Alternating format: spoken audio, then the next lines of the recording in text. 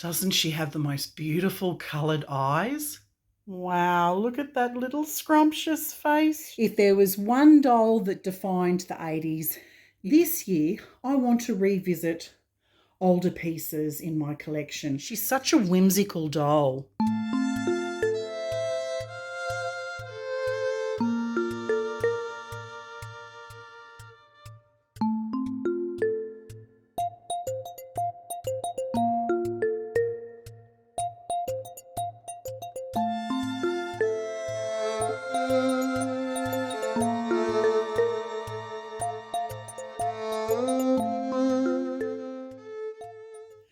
Happy New Year, everyone, and welcome back to Kitty's Dolls and Collectibles.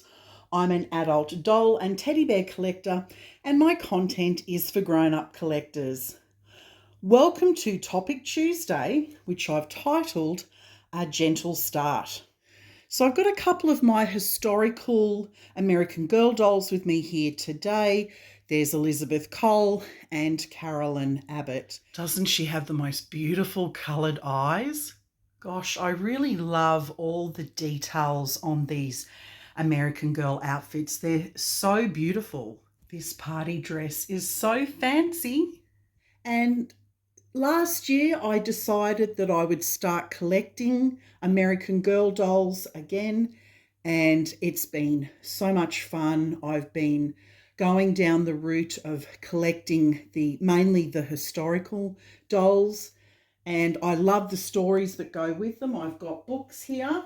I love reading the stories because I'm interested in historical things, history. So I love reading these books. I just think it's a fabulous idea, and I can understand why these dolls are so popular. They're a bit like a box of chocolates. You can't really stop at one. I'm hoping sometime this year, if I've got time, I'm not going to stress about it, but I'm hoping sometime this year to go through all the dolls that I did a massive box opening last year on some historical girls that I received, and I'd love to kind of just zhuzh them up a little bit. So hopefully that will happen sometime this year. But yeah, as I said, this part of the hobby, or this part of my collection, has really taken off very quickly, and a couple of collectors in the community recommended to me to also collect the numbered dolls as well, you know, the Truly Me dolls. And I did that later in the year. This is Truly Me number 57. Isn't she gorgeous? I love dolls with bobbed hair. I did a makeover on this little dolly. She turned up not too bad condition. She was a little bit grubby, and, you know, her hair wasn't the best. But after a spa day, she came up looking lovely. Isn't she sweet? I have thoroughly enjoyed creating a character for this doll. Her name is Wren, and her personality, and right down to what she wears and what school she goes to. Like, I've created my own story about this doll, and that's what makes this range so much fun. So recommencing collecting these types of dolls last year, it really sparked a lot of joy. And speaking of joy, let's get back to the topic. During this video, whilst I'm discussing today's topic, I'm going to be showcasing different dolls in my collection with you. It's going to be lots of fun, so I hope you stick around. January can sometimes be overwhelming after the holidays. The start of a new year often makes us think about goals, plans, and what we should do next. And it's so easy to fall into that trap and then feel like a complete failure when the year gallops on and you haven't ticked all your achievements off your grand master goal list. That's why this year I'm going to take a different approach to my doll collecting hobby. No more annual doll collecting goal videos. Instead, I'm calling it a gentle start. Today, I want to share how I want my collecting to feel in 2026. Slow, joyful, and peaceful. and I invite you to think about your own intentions for the year ahead. Our hobby is not just about buying the newest doll or having the perfect display of collectibles. It's about reconnecting with the joy, comfort, and creativity this hobby brings. Later in this video, I'm also going to share 5 ways to practice intentional collecting, ways that help slow down, appreciate, and enjoy our hobby without pressure. These are really useful tips, so I hope you stick around until the end of this video to find out more. Before I start discussing intentions versus goals, let me introduce you to a couple of my Blythe dolls. This is Blossom, and she's a Neo Blythe doll or a stock Blythe, meaning she's the genuine or official modern version of the original 1972 doll. And this is Wednesday, and she's a factory Blythe, or what the Blythe doll community refers to as an unofficial Blythe doll. Now, this term originated from the theory that early official dolls were assembled using legitimate parts for their faces, hair, and bodies from official factories like Takara. Most modern custom Blythe dolls sold today are actually made from factory Blythe dolls that are entirely recast, meaning that they are copies of the original moulds rather than made from genuine factory parts. And the reason why these dolls are popular with both artists and collectors, it's because the base can be used for the artist to carve and paint and basically customize the doll without the high cost of using a rare collectible stock Blythe doll. I love this gorgeous pink hair. Look at those beautiful green eyes. She's so pretty. She's such a whimsical doll. Wednesday is such a fun Blythe doll to have in my collection. I've been watching the Wednesday series, and that's what inspired me to purchase this doll. I love her pale porcelain skin tone. So you can tell the difference quite easily with a factory Blythe because they have all this articulation. It's not just in the arms, it's in the legs as well.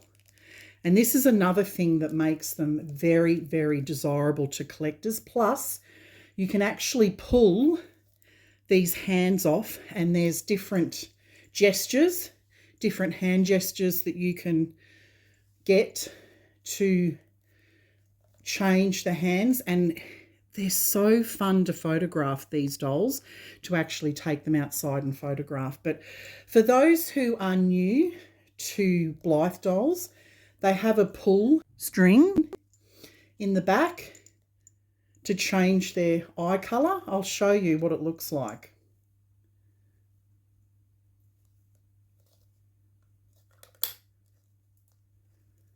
And then, so she's got, isn't her eyes beautiful? And then there's orange.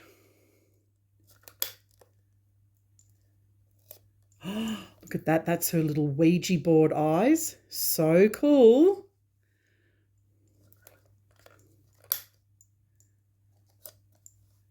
And then grey. I love that grey colour. And then it goes back to black. So she's got 4 eye colour chips in her. I absolutely love this doll. I got her from an artist here in Australia. Look at her beautiful lips. I love her lips. And this is the cute outfit that Wednesday wore in that famous dance scene. Love it. And the factory dolls come with different finishes on the face. I really love that matte look on the dolls. Whereas you can see with the stock Blythe, the genuine Blythe, see how she's got that lovely shiny face? I mean, she could be customised to have a matte face, but these dolls are quite, I wouldn't say super expensive, but they're not cheap. But she's got this beautiful pink hair.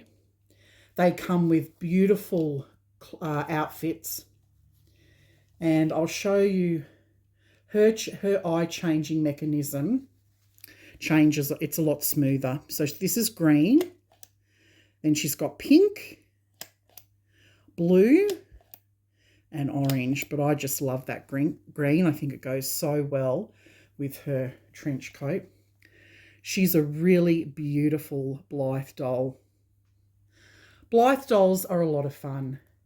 You can buy fashions for them. They're great to take out and photograph out in nature, outside. They are so much fun, these dolls, and I really love having them in my collection. So let's get back to the discussion of intentions versus goals and the difference between the two. Instead of setting annual goals to buy the newest release or rearrange my shelves perfectly, this year my intention will be about slowing down and appreciating what I already have in my collection, and to connect with the actual concept of the joy of collecting. What this means to me is that I imagine that I will still acquire collectibles throughout the year, but the rate will be at a slower pace. But before we dive into this more, I want to talk about the difference between intention and goals. Goals are measurable. For example, I will buy this collector, or I will organise my shelves by colour, etc. They have a result and often a deadline. Intention or intentions are different. Intentions are about how you want to feel. It's your emotional state and how it guides your mindset, not just your actions. My intention for collecting in 2026 is simple: joy, peace, and creativity.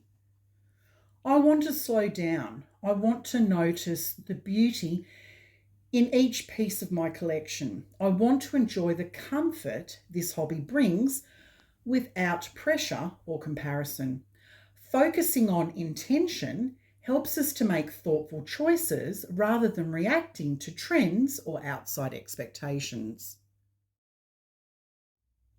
Before I discuss the concept of letting go of comparisons and trends, let me introduce you to the gorgeous Beatrice Dior. She's the sold out limited edition August Asleep kit by Dawn McLeod, and she was reborn by Martindale Nursery. Whilst I'm changing her into an outfit, I'm going to have a chat about the concept of letting go of comparisons and trends. But first, let's go through all the exquisite details of the outfit. So this is the beautiful cozy outfit set. It's in this beautiful dusty rose pink colour. There's a gorgeous sleeveless dress with this sweet eyelet detail down the front with the Peter Pan collar. There is a beautiful pair of romper pants with the little frills on the back in the same design. That is so super cute. And then there is this gorgeous long-sleeved cardigan. Isn't it beautiful, with just the one button, beautifully knitted, all handmade. There's this sweet bonnet and these cute little booties. Let me bring them up to the camera. Aren't they so super adorable? Oh, I absolutely love it. I'm so excited to get Beatrice Dior dressed into this outfit. So, getting back to the discussion of letting go of comparisons and trends. This year, I'm intentionally choosing to enjoy my collectibles for the beauty and memories they bring me, not how they stack up against the latest trends or what someone else has online. It's so easy to fall into the trap of comparison. We see other collectors posting online, their perfect displays, the newest releases, and sometimes, or maybe even a lot of the time, if we're being completely honest, we feel pressure. But the truth is, collecting is personal.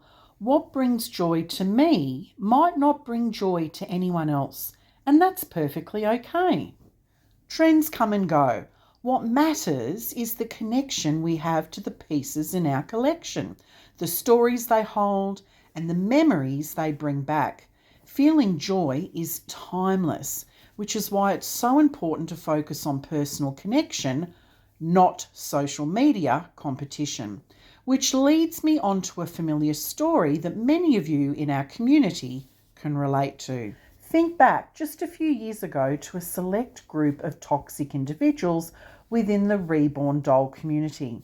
These individuals ran their own channels, making it painfully obvious that everything revolved around competition and showing off. It was all about who owned the most expensive, most realistic Reborn dolls, along with the latest high-end baby accessories, the designer outfits, luxury blankets, bottles, and more.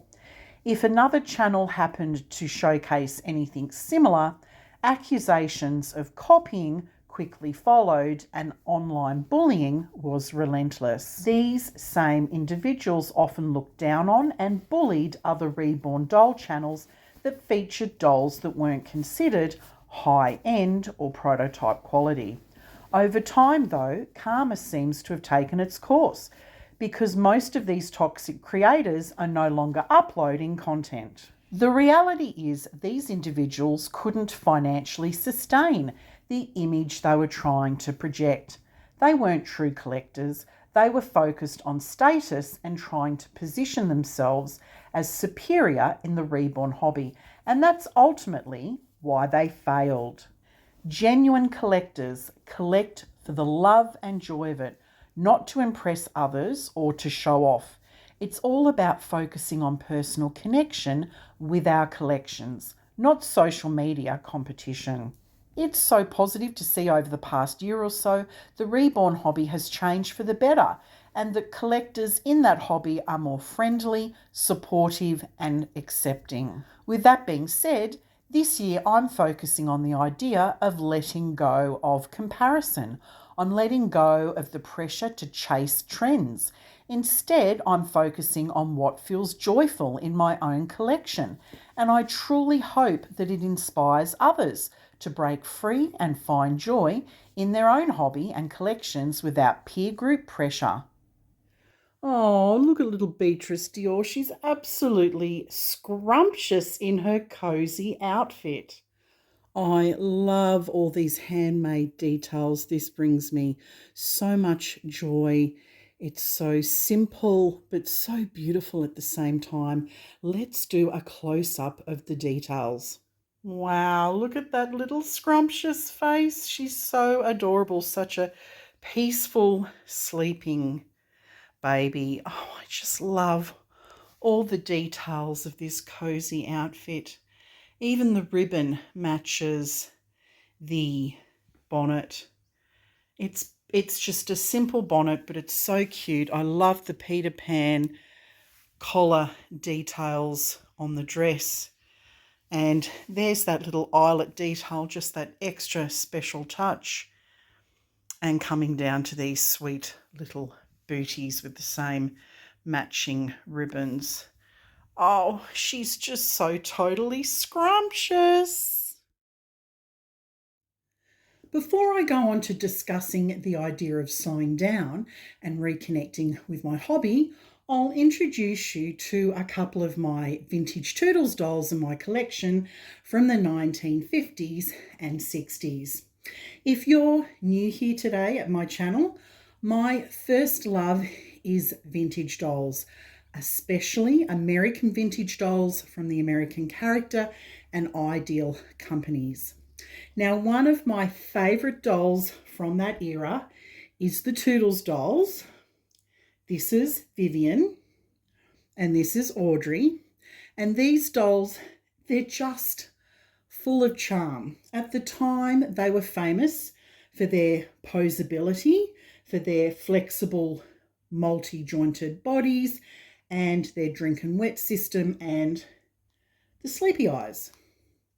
Now, I recently uploaded a video onto my channel about my entire vintage Toodles doll collection, because this is just two of my collection. And I'll include a link in the description box to that video if you're interested in checking it out and finding out more about the charm of Toodles dolls. Anyway, getting back to one of my favourite ways to reconnect with my collection is by slowing down, taking the time to pull a doll out that I haven't seen in months and giving it a little bit of attention, a gentle outfit change, or just holding the doll and noticing the details. Other times I might rearrange a shelf as a way to slow down. It's meditative. I'm reconnecting with what I love about collecting. Now, this might sound small, but it's grounding. It reminds me why I actually collect and how much peace and joy it brings. This year, I want to revisit older pieces in my collection to let them remind me of happy memories, creativity, and quiet moments of joy. Collecting isn't a race. It's more like a long, beautiful marathon. Every step, every doll, every teddy bear is just part of the journey, and revisiting older pieces brings calm and nostalgia.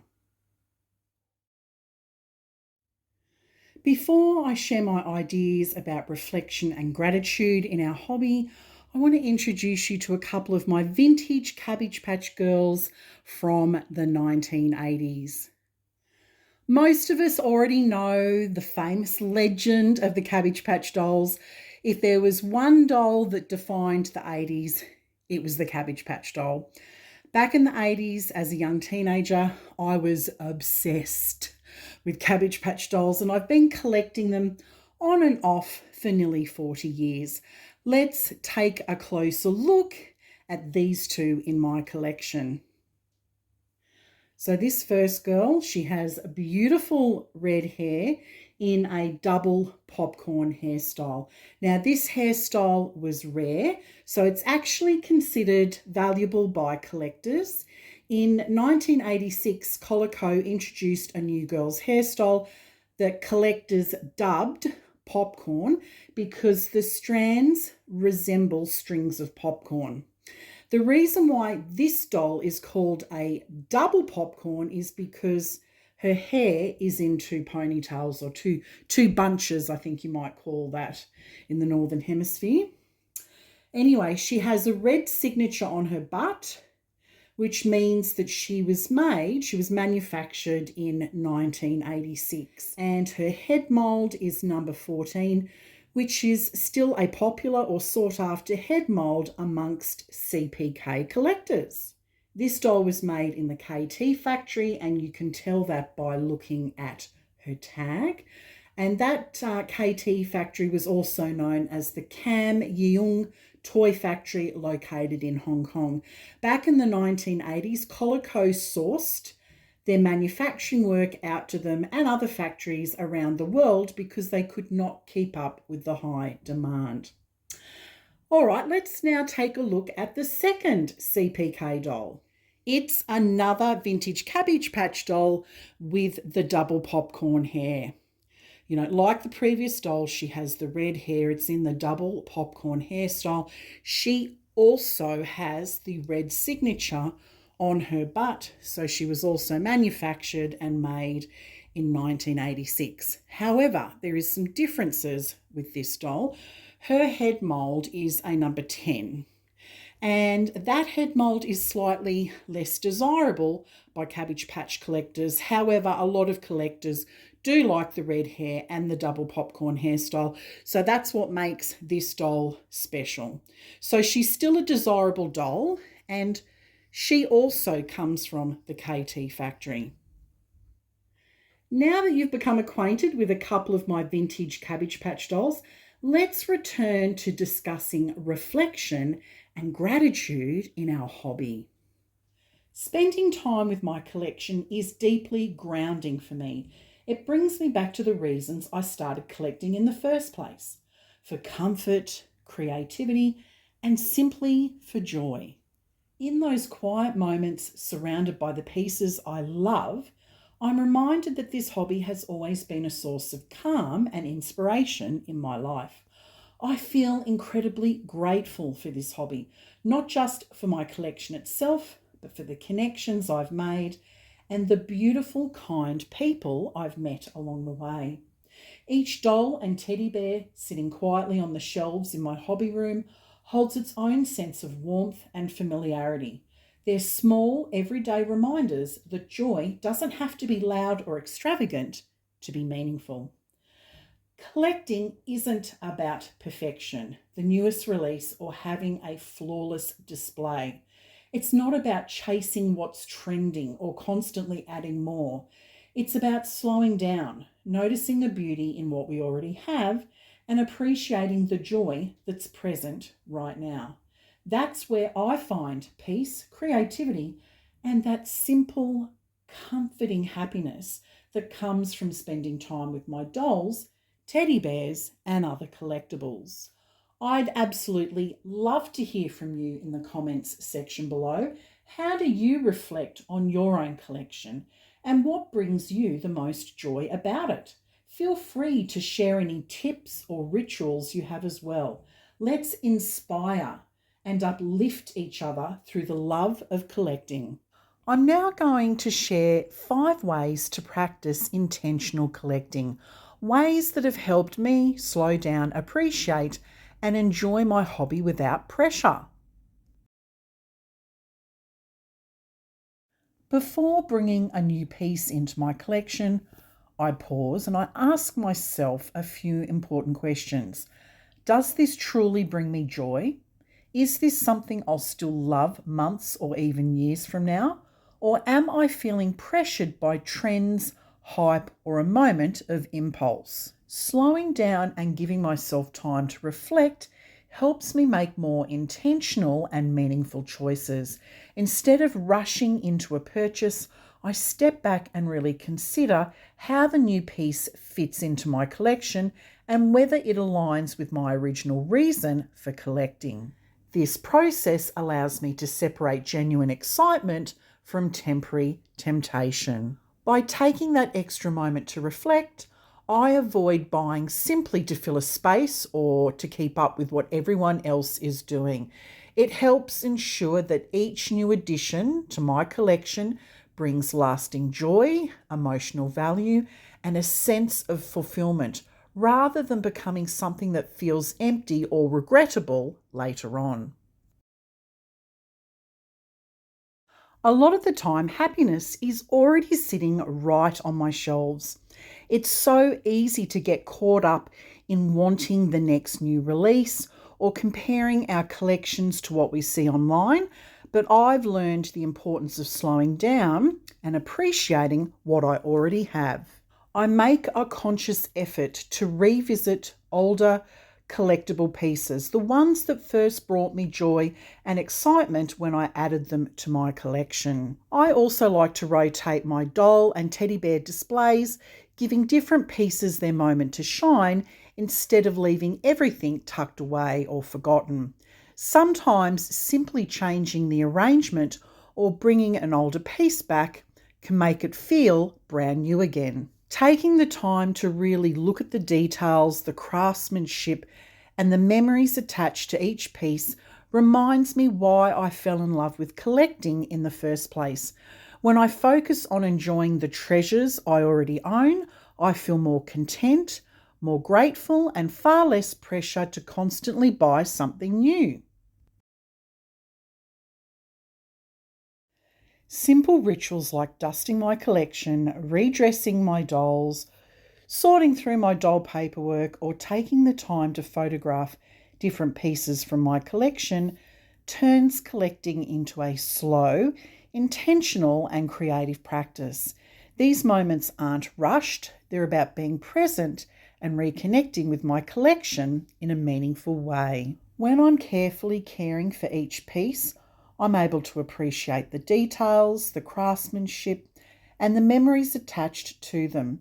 Redressing a doll or setting up a photo scene to post photos onto Instagram allows me to express creativity, while even something as simple as dusting feels like an act of respect and gratitude for what I own. These quiet rituals help ground me, reduce stress, and bring a sense of calm.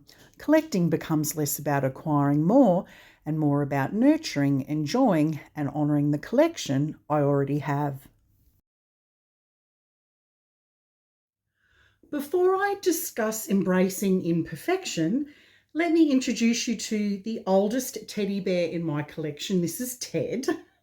And from doing some research, I suspect he is a Chiltern musical Hug Me Bear, which was purchased for my mother in 1951. So this bear is over 70 years old. And as I said, he originally belonged to my mother. The bear was gifted to her by my grandparents when she was first born.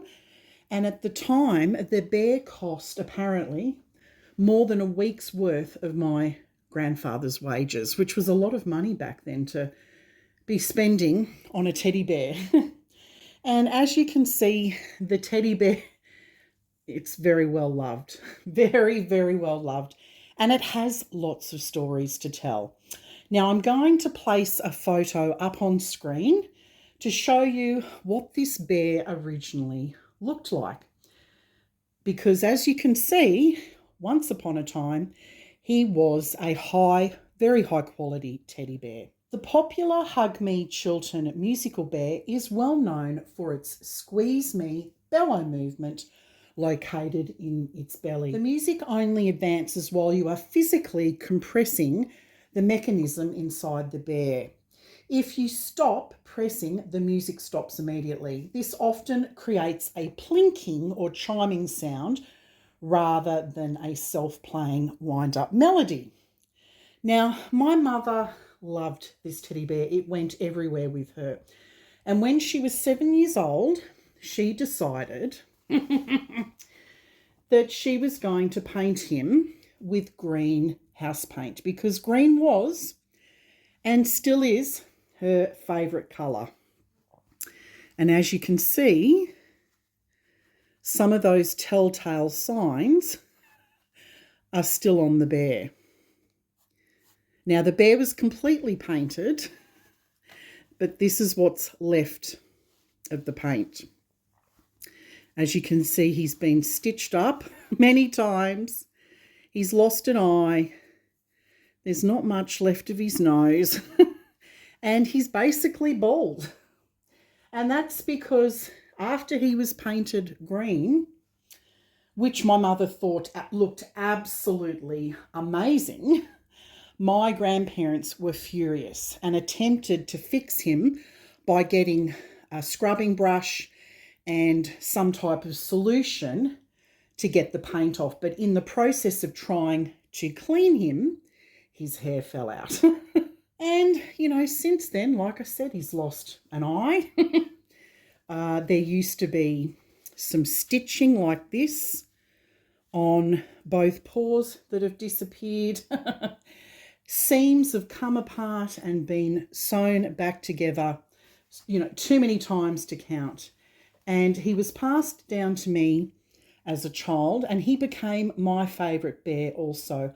I was absolutely thrilled with the music mechanism. It's never played properly since I've had him, but I was thrilled to have this special teddy bear that played music. It made him very unique, and I didn't have another toy or bear like him. So there is still a little bit of sound that comes from his belly. So let me just do a demonstration. So you squeeze on the box, and this is the sound that it makes.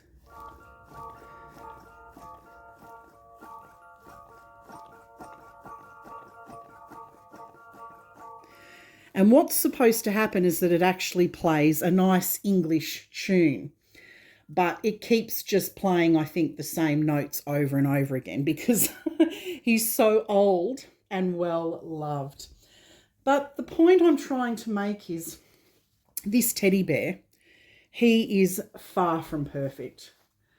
And from a financial perspective and collecting perspective, he's worth nothing. He's worth absolutely nothing. Some would actually throw him into landfill. But for me, this bear is an important part of my collection and has an interesting history and stories to tell, which leads me on to my next point about embracing imperfections in our collections. Collections don't need to be perfect. They really don't, in order to be meaningful or loved. In fact, it's often, these small quirks, the worn edges, the subtle or not so subtle imperfections, the signs of age that give a collection its true character and warmth. These details, they tell a story. They reflect time, care, and the journey each piece has been on. A tiny scuff, faded fabric, or a handmade detail that isn't flawless can actually make an item feel more personal and unique. These imperfections, they remind us that collecting, it isn't about achieving perfection or meeting some kind of ideal standard. It's about connection. It's about comfort. And most importantly, it's about joy. When we embrace these little imperfections, we allow our collections to feel lived in, loved, and truly our own. Could some restoration work be done on Ted? For sure. There definitely could. There could be some professional that could completely fix Ted back to his former glory. But the point is, this little teddy bear has so many war wounds, so to speak, from being loved to death, basically. And just by putting a bright red ribbon on him spruces him up so much. Such a simple thing. And that's what brings me happiness and joy.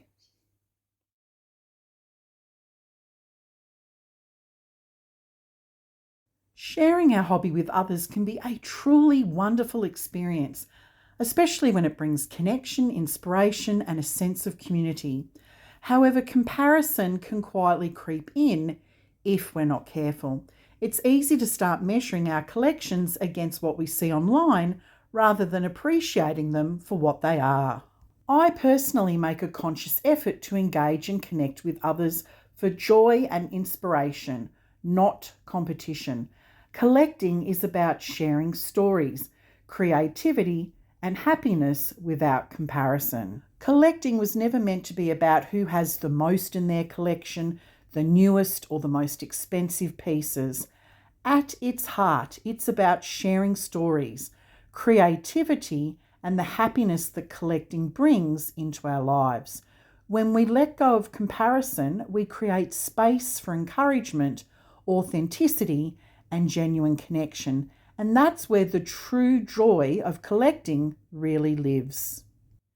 Before I wrap up this video, let me introduce you to a couple of my one-of-a-kind handmade art teddy bears. This one over here is Spike, and he's from Lane End Bears in the UK. He was the first art bear in my collection. And let me introduce you to Alfred. He's a really sweet boy. He's the newest addition to my teddy bear collection, and he was made by Christine Childs from Boots Button Bears here in Australia. He's so beautiful and antique looking. I love that about him. If you love one-of-a-kind handmade teddy bears, you should check out the video I recently uploaded about him. And I'll put a link in the description box below if you're interested in checking it out. I just love these little 8-inch. I tend to buy sort of 7 to 8-inch art bears. I think they're so adorable and they're really easy to display, which means you don't just have to have one. So anyway, on a final note, thank you for stopping by with me here today. Here's to a year of peaceful, creative, and joyful collecting. I'm also curious to know how you want to feel this year with your collecting and what brings you joy when you spend time with your collection. Please share your thoughts in the comments section below of this video. I always really enjoy reading them and connecting with my fellow collectors who are choosing joy over pressure. If you enjoyed this video, please remember to hit the like button. And if you are new here, please consider subscribing to my channel. And if you're watching this video on a mobile device, please consider hyping my video as it will help my small channel. I look forward to seeing you in my next video. Happy New Year and bye for now.